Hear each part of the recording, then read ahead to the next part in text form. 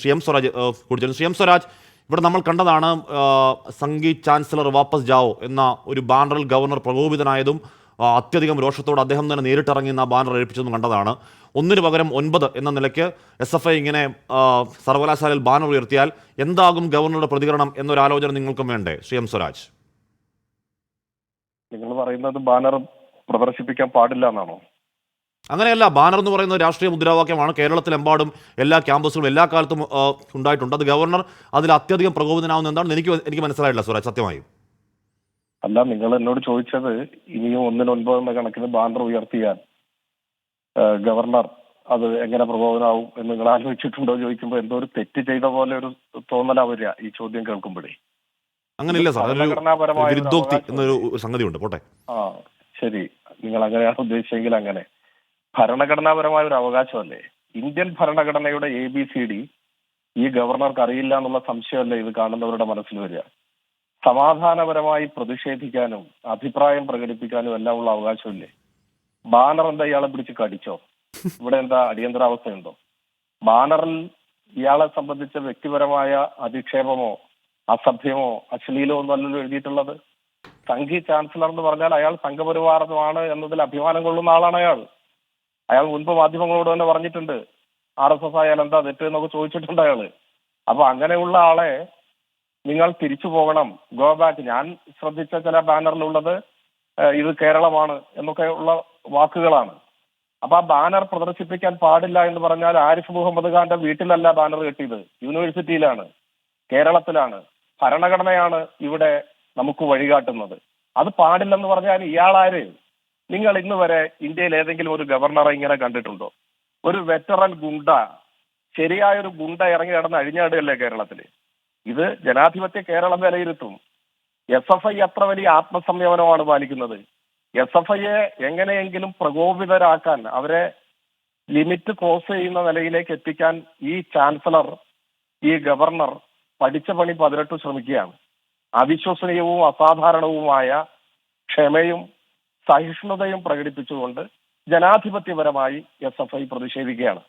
അവർ banner ഉയർത്തുകയാണ്. Banner ഉയർത്താൻ, പ്രതിഷേധ മുദ്രാവാക്യങ്ങൾ ആലേഖനം ചെയ്ത ബാനർ ഉയർത്താൻ ഇന്ത്യയിലെ ഏതൊരു പൗരനും അവകാശമുണ്ട്, SFIക്കും അവകാശമുണ്ട്. ആ ബാനർ നീക്കം ചെയ്യാൻ ഈ വെറ്ററൻ ഗുണ്ട നേരിട്ട് പോലീസിന് നിർദ്ദേശം കൊടുക്കുകയാണ്. അത് അധികാര ദുർവിനിയോഗമാണ്. ഗവർണർ പറയുമ്പോൾ ചിലപ്പോൾ പോലീസിന് അനുസരിക്കേണ്ടതായിട്ട് വരും. അത് അധികാര ദുർവിനിയോഗമാണ്, ഭരണഘടന വിരുദ്ധമാണ്. ഇന്ത്യയിലെ ഭരണഘടന അനുശാസിക്കുന്ന മൗലികാവകാശങ്ങളെ നിഷേധിക്കുന്ന നിലപാട് ഗവർണർ സ്വീകരിച്ചാൽ അത് ഭരണഘടനാപരമല്ല, അത് നിയമപരമല്ല, അത് വിവരക്കേടാണ്. ഒരു വെറ്ററൻ ഗുണ്ടയുടെ വിവരക്കേട്. ആ നിലയിൽ തന്നെയാണ് കേരളം. ഞാൻ ആദ്യം ചോദിച്ചത്, ഇവിടെ ഒരൊറ്റ പോസ്റ്റർ കണ്ടപ്പോഴേക്കും അത്രയധികം പ്രകോപിതനായ ഗവർണർ, ഇപ്പോൾ രാജ്ഭവന്റെ വാർത്താക്കുറിപ്പ് വരുന്നത് മുഖ്യമന്ത്രി എന്തോ നേരിട്ട് കെട്ടിച്ചതാണ് ഈ ബാനർ എന്നൊക്കെ ആധികാരികമായി വാർത്താക്കുറിപ്പിലൂടെ രാജ്ഭവൻ അറിയിക്കുകയാണ്. അപ്പോൾ അതൊരു ഭരണഘടനാ സ്ഥാപനമാണ്, ഭരണഘടനാ സ്ഥാപനത്തിൽ നിന്ന് മുഖ്യമന്ത്രി നേരിട്ട് കെട്ടിച്ചതാണ് എന്നൊക്കെ അങ്ങ് പറയുകയാണ്. എന്റെ ചോദ്യം, ഗവർണർ ഇതിനെ ഏത് ലെവലിൽ കൊണ്ടുപോകും എന്ന് ഊഹിക്കാൻ കഴിയുന്നുണ്ടോ ശ്രീ എം സ്വരാജ്? അല്ല, അദ്ദേഹം ആഗ്രഹിക്കുന്ന അതാണെന്ന്.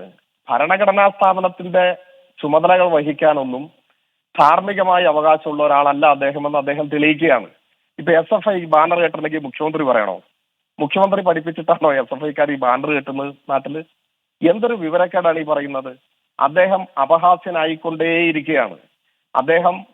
അദ്ദേഹത്തിന്റെ ഔദ്യോഗിക കാലാവധി അധികം വൈകാതെ അവസാനിക്കുന്നതാണ് തോന്നുന്നു. ഏതാനും മാസങ്ങൾ കഴിഞ്ഞാൽ അവസാനിക്കുന്നതാണ് തോന്നുന്നു. അപ്പൊ RSSന്റെ ഒരു പ്രത്യേക പരിഗണന ലഭിക്കുന്നതിന് വേണ്ടി RSS ഇരിക്കാൻ പറയുമ്പോഴേക്ക് മുട്ടുകാലിൽ ഇഴഞ്ഞ് അവരുടെ പാദസേവ ചെയ്തു കൊടുക്കുന്ന ഒരു അവസരവാദി ഏഴാംകൂലിയായി. അല്ല, അങ്ങനെയാണെങ്കിൽ ഈ പറഞ്ഞ സംഗീത് ചാൻസലർ വാപ്പസ് ജാവോ എന്ന് പറയുമ്പോൾ ഗവർണർക്ക് പ്രകോപിതനാവേണ്ട കാര്യമില്ല. അപ്പോൾ അതിൽ സംഗീത് ചാൻസലർ വാപ്പസ് ജാവോ എന്ന വാക്കുകളിൽ എന്തോ അപമാനിതമായി ഗവർണർക്ക് തോന്നുന്നു എന്നുള്ളത് കൊണ്ടല്ലേ അദ്ദേഹം അത്രയും പ്രകോപിതനാവുന്നു? അദ്ദേഹം തന്നെ നേരിട്ടിറങ്ങിയെന്ന് അദ്ദേഹം തന്നെ പോലീസ് ഉദ്യോഗസ്ഥനെ വിളിച്ചു വരുത്തി കടുത്ത ഭാഷയിൽ ശകാരിച്ച് നേരിട്ടഴിപ്പിക്കുകയാണ്. അപ്പോൾ എന്തോ പ്രശ്നമുള്ളത് കൊണ്ടല്ലേ ശ്രീ എം സ്വരാജ്? ഞാൻ അങ്ങനെയല്ല കരുതുന്നത്. സംഗീത് ചാൻസലർ എന്ന് പറയുന്നതിലല്ല അദ്ദേഹത്തിന്റെ പ്രശ്നം. അദ്ദേഹം SFIയുമായി ഏറ്റുമുട്ടാൻ ശ്രമിക്കുന്നു. അദ്ദേഹം ഒരു ഏറ്റുമുട്ടൽ ആഗ്രഹിക്കുന്നു. അദ്ദേഹം അവിടെ കലാപകലുഷിതമായ ഒരു അന്തരീക്ഷം ഉണ്ടാകണം എന്നാഗ്രഹിക്കുന്നു. അതിനുവേണ്ടി നിരന്തരം പ്രകോപനം സൃഷ്ടിക്കുന്നു. ഇന്ന് വരെ കേട്ടുകേൾവിയില്ലാത്ത വിധത്തിൽ ജനാധിപത്യ വിരുദ്ധമായ നിലപാട് ഒരു ഗവർണർ സ്വീകരിക്കുകയാണ്. ഇവിടെ എത്ര ബാനർ, എത്ര പോസ്റ്റർ, എത്ര മുദ്രാവാക്യങ്ങൾ. പ്രധാനമന്ത്രിക്കും പ്രസിഡന്റിനുമെതിരെ വിമർശനം ഉന്നയിക്കാനും ബാനർ ഉയർത്താനും ഇന്ത്യയിൽ അവകാശമില്ലേ? ഈ രാജ്യത്ത് സ്വാതന്ത്ര്യമില്ലേ? നിയമവിധേയമായി പ്രവർത്തിക്കുന്ന സംഘടനകളല്ലേ ഇത്? ഇപ്പോ സെനറ്റിലേക്ക് 10 പേരെ തെരഞ്ഞെടുക്കുമ്പോൾ, കുട്ടികൾ വോട്ട് ചെയ്ത് ജയിപ്പിക്കുമ്പോൾ 9 ജയിക്കുന്നത് SFI ആണ്. ABVPയുടെ ഒരാളെ ജയിപ്പിക്കാൻ കഴിയില്ല. അപ്പോ ABVPക്കാരായിട്ടുള്ളവരെ കൊലക്കേസിൽ പ്രതിയായി കോടതി ശിക്ഷിച്ച് ജയിലിലടച്ച RSS ക്രിമിനലിന്റെ ഭാര്യയെ ഒക്കെ പിൻവാതിലൂടെ ഗവർണർ നിയമിക്കുന്നു സെനറ്റിലേക്ക്. ഈ ജനാധിപത്യ കശാപ്പിനെതിരെയാണ് SFI പ്രതിഷേധിച്ചത്. ആ SFIയെ നിരന്തരം പ്രകോപിപ്പിച്ചുകൊണ്ടിരിക്കുകയല്ലേ. ഇദ്ദേഹത്തിന് ഇത്ര പ്രായമില്ലേ? ഉറുമ്പിനേക്കാൾ ചെറിയ മനുഷ്യനാണ് താനെന്ന് ഈ ഗവർണർ ഇങ്ങനെ ആവർത്തിച്ച് തെളിയിക്കുകയല്ലേ. ഇദ്ദേഹത്തിന് ഈ രാജ്യത്തിന്റെ ഭരണഘടനയെക്കുറിച്ചോ ജനാധിപത്യ മൂല്യങ്ങളെക്കുറിച്ചോ ഈ രാജ്യത്തിന്റെയും സംസ്ഥാനത്തിന്റെയും ചരിത്രത്തെക്കുറിച്ചോ എന്തെങ്കിലും ധാരണയുണ്ടോ?